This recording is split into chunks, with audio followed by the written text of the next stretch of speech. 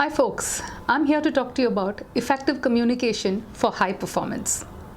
Why high performance? Tell me, who doesn't want high performance? And organizations look for high performers because it's these high performers who in turn make an organization to be a high performing organization. So stay tuned in with me, Sangeeta, to know how you can be a high performer in your career. I'm Sangeeta Shankaran Sumesh, a high-performance business coach, executive director and CFO in Dun & Bradstreet, a professional speaker, and a best-selling author. Let me start off by telling you a real-life anecdote. There was this guy, let's say his name was Deepak. Deepak was overwhelmed because he felt he was working long hours, he felt he was being underpaid, and his communication wasn't effective. Whatever feedback his boss was giving him only demotivated Deepak further.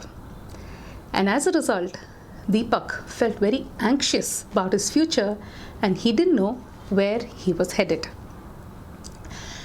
He approached me and he wanted me to coach him for high performance. And all I did was to have a conversation with Deepak. And what transpired at the end of the conversation was amazing. Deepak realized that he had very low self-esteem and had a huge inferiority complex. Deepak realized that he had a huge inferiority complex and a very low self-esteem, which was actually coming in the way of his performance. And Deepak wanted to overcome these. So, as a high-performance coach, I dug deep down to see what was causing this challenge for Deepak. And what emerged was Deepak's belief systems.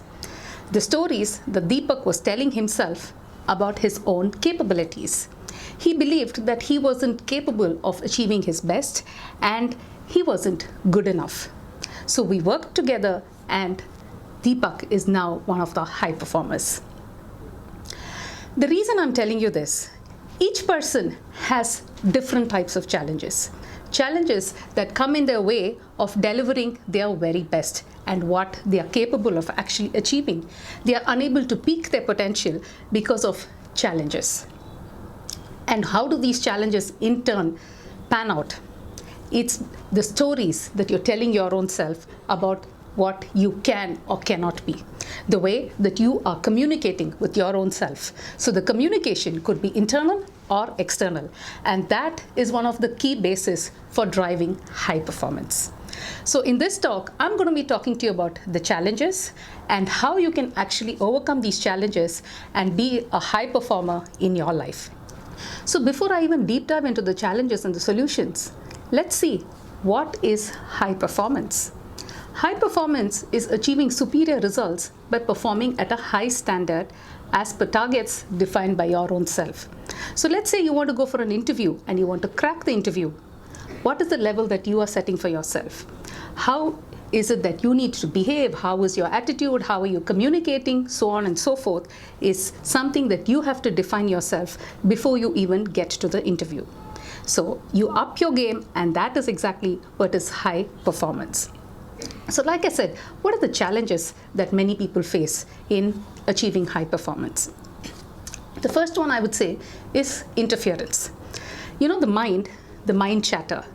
There is always the mind chatting up in the back of your mind, your inner voice. You're trying to accomplish something and at that time the mind is actually interfering and then making you think about what am I going to have for lunch today, where am I going out this evening, so on and so forth. So with that sort of interference, the best in you is never going to come out. So let me tell you a little story here. There was a man who wanted to get enlightened. So he went to a saint and he told him, "Oh saint, make me an enlightened person." The saint said, "Oh, is that what you want? No worries, I'm going to make you enlightened. And all you have to do to get enlightened is go to the top of the hill, sit there and meditate for an hour, and boom, you're going to be enlightened." So this man was so happy and so joyous. He was jumping with joy and he said, "Okay, let me go right back and I'll see you in an hour as an enlightened person." So the saint tells him, "Before you leave, I forgot to tell you one little thing. When you go up and you're meditating there, just don't think about a blue monkey with a red tail." And guess what happened? All that this man could think of when he went up was the blue monkey with a red tail. And that's exactly how the mind works. So let's say, as I said, you want to go for an interview and you want to give your best, you want to portray what your capabilities are. Instead of saying what you want to achieve, if you're beating around the bush, then you don't stand a chance to put in your very best. So what is the kind of interference that you are having? How are you communicating to yourself? And are you underplaying your own skills? Are you undermining your own potential? Think about it and see how you can get over it. The second challenge is the aim or the goal that you want to achieve. Many people, they just seem to be going directionless. They want to achieve something, or they just fancy about getting something simply because their friends or peers want to do it. Or they are confused. They don't know what they want to achieve. So let me give you an example here. There was this girl who was an All India ranker in her CA exams. And once she completed, she wasn't sure if she wanted to join a big four, if she wanted to join a smaller audit firm or a consulting firm, or have her own startup, or even join a startup. She didn't know where she was headed and how she was going about it. So what is your aim? What is it that you want to achieve? So unless you have this clarity, you're going to be like a headless chicken, not knowing where to go and how to go about achieving what you want to achieve. So again, how are you communicating to yourself on your ultimate goals that you want to achieve? Let's talk about the third thing, the comfort zone. They say magic happens outside the comfort zone. So are you cozy and huddled up within your comfort zone, or are you even ready to step out of your comfort zone to achieve to greater heights and to achieve high performance? Again, what is it that you are telling yourself? What sort of stories are you telling yourself? The fourth and the most common challenge is the time. Anybody and everybody is like, oh, I have no time. I'm so busy. The time management is what is a huge challenge that many people face and not sure how to overcome it. I would say time is an excuse. So are you hiding behind this excuse of not having sufficient time, or how are you prioritizing that whatever you want to achieve? They say practice is what makes perfect. So do you even have sufficient time to practice whatever you're good at so that you can excel and up your game? How are you prioritizing your things, or are you just hiding and giving an excuse of having no time?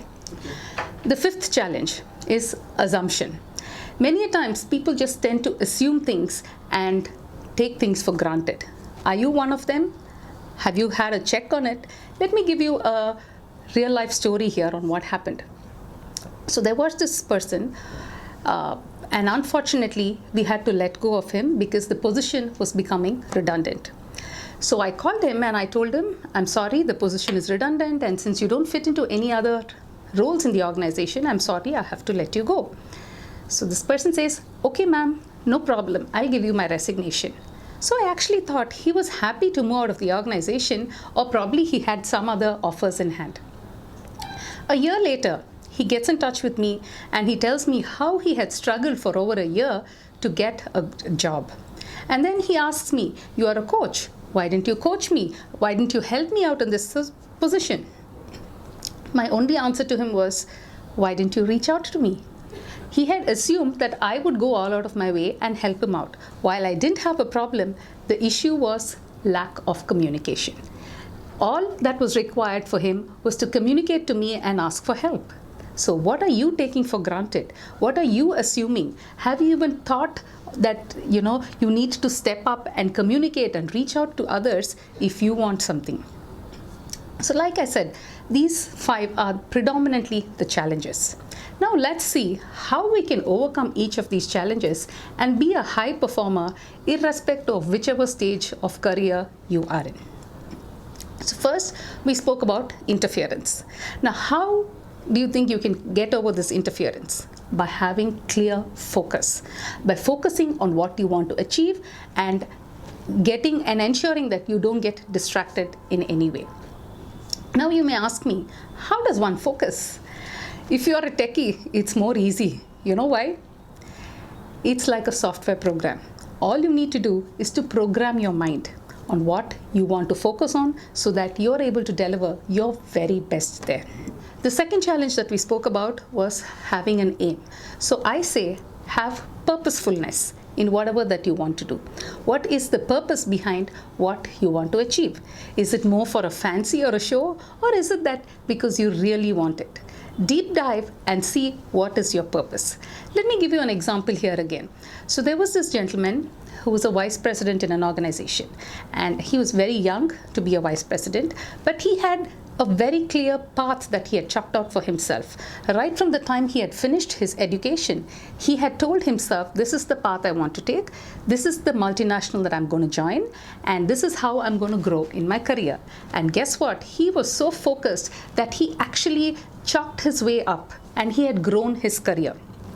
And every level, he was making a conscious choice, a conscious decision, which was actually leading him towards his ultimate goal.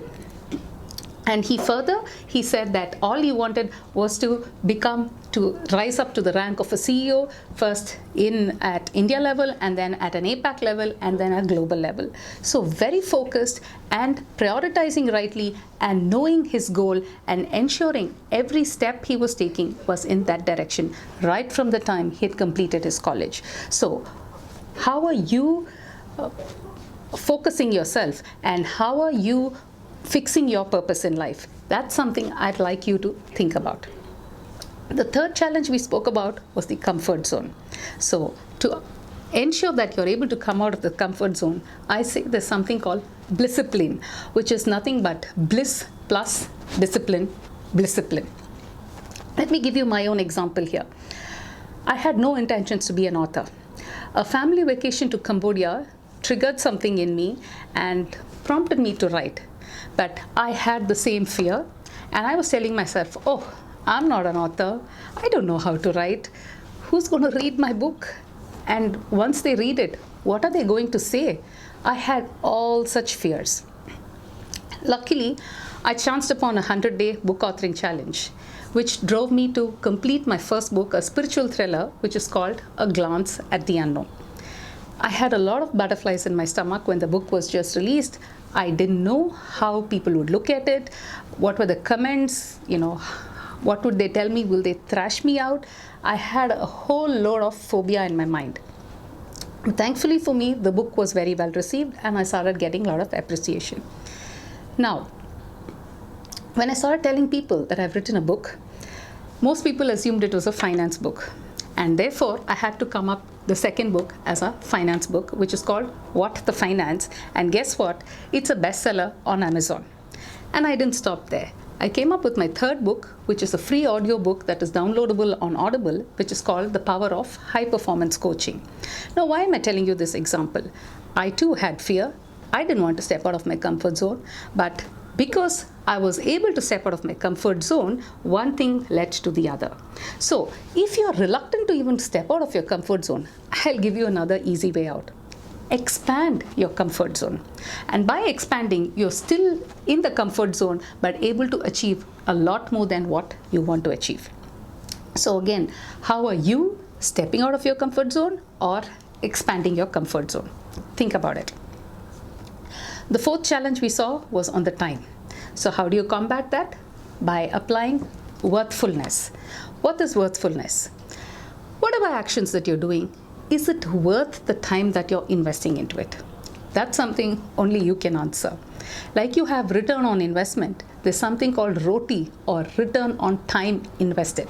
So each and every action that you take, or each and every action that you want to perform, be it preparing for your exams, be it preparing for your interviews, or so on and so forth, how is it you think it's going to return to you? The amount of time that you're spending, is it even proportionate to the returns, or how are you benefiting out of it? Think about it. Last was the assumption, and how do you actually overcome the assumptions? By good communication. Communicating to others, the people around you. It could be your friends, your family, your colleagues, your clients, but communication is important and essential, and it has to be effective. Now, let's say you're at an interview or you're writing your resume. The interviewers don't have much time to look through pages and pages of what is there. So make it crisp, sharp, to the point, and the message what you want them to know about you that will make you stand out, and basically to say why should someone hire you. So bring out the best, make it crisp, and make it interesting for the person to read, and ensure you're able to crack it to the interview and take it forward thereafter. And not just that, once you get into any organization, it's very important to be an excellent team player. If team was an acronym, they say, together everyone achieves more. So that is what is important. So you must be able to contribute your best to the team, and your actions should be in the best interest of the team and not just your own interest. So think about how you can be a high performer in your team, and thereby making the organization a high performing organization. So if I were to sum up the 5 things: focus. How are you focusing on what you want to achieve?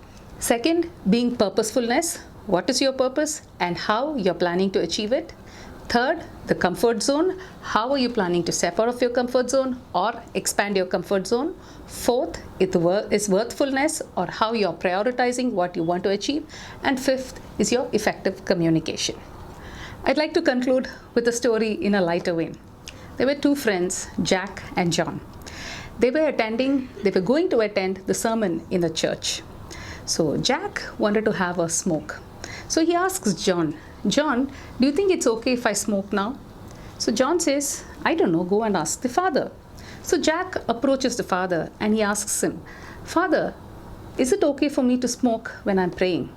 The father was furious. He said, what do you think? This is a church. This is not what you have to do. This is a religious thing and it's sacred. Definitely you can't smoke.